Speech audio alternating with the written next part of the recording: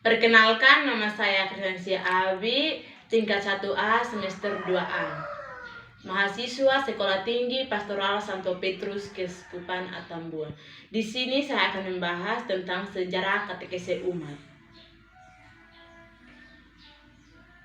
PPKI 1 1971. Muncul gagasan katekese umat sebagai arah katekese di Indonesia masa kini. 2. PPI 2 1980. Kembali ditegaskan gagasan katekese umat dari PPKI 1 agar lebih operasional. PKKI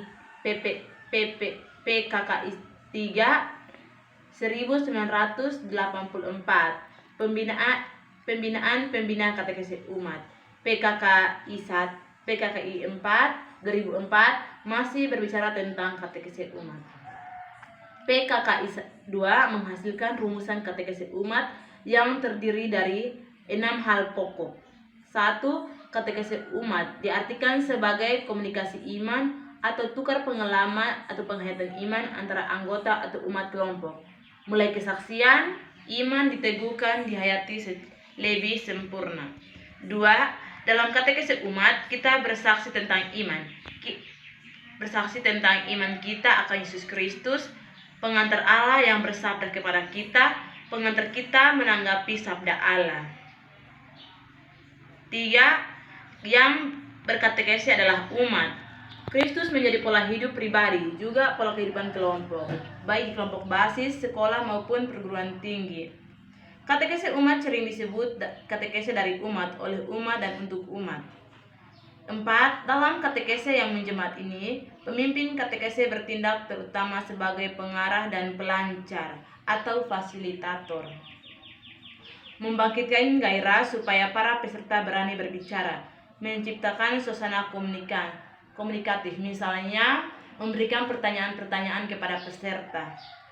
5. Katekese umat merupakan komunikasi iman dari peserta sebagai sesama dalam iman yang sederajat, yang saling bersaksi tentang iman mereka. Diperlukan beberapa hal yang mendukung. Sikap saling menghargai saling penting dalam katekese umat. Suasana penuh keterbukaan, maksudnya kita harus terbuka antara peserta dan pembawa materi. 6. Tujuan komunikasi iman dalam katekese umat adalah supaya dalam terang Injil kita semakin meresapi arti pengalaman-pengalaman hidup sehari-hari, kita bertobat kepada Allah dan semakin menyadari kehadirannya dalam kenyataan hidup sehari-hari. Semakin sempurna beriman, berharap, mengamalkan cinta kasih, dan hidup Kristiani kita semakin dikukuhkan. Pula kita makin bersatu dalam Kristus, makin menjemaat, makin tegas mewujudkan tugas gereja setempat, dan mengokohkan gereja semesta. Sanggup memberikan kesaksian tentang Kristus dalam kita di tengah masyarakat.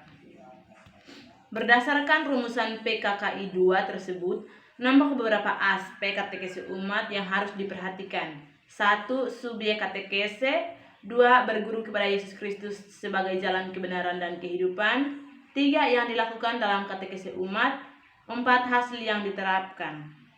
Tujuan katekese umat: membawa umat sampai pada perjumpaan pribadi dengan Kristus melalui perjumpaan hati dan budi dengan saudara-saudari seiman atau mengandalkan pertobatan hati. 2.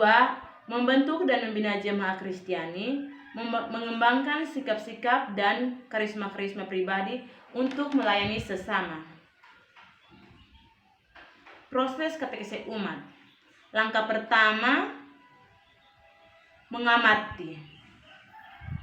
Langkah kedua, menyadari dan merefleksikan situasi yang telah dianalisis dalam terang sabda Allah. Langkah ketiga, memikirkan dan merencanakan aksi untuk bertindak atau aksi nyata. Keunggulan katekese umat. Katekese umat disebut katekese dari umat, oleh umat, dan untuk umat, sehingga umat menjadi subjek katekese. Dengan demikian memungkinkan semua umat berperan aktif. 2. Terang Injil. 3. Umat aktif berkomunikasi. 4. Hidup nyata, kontekstual, dan terbuka.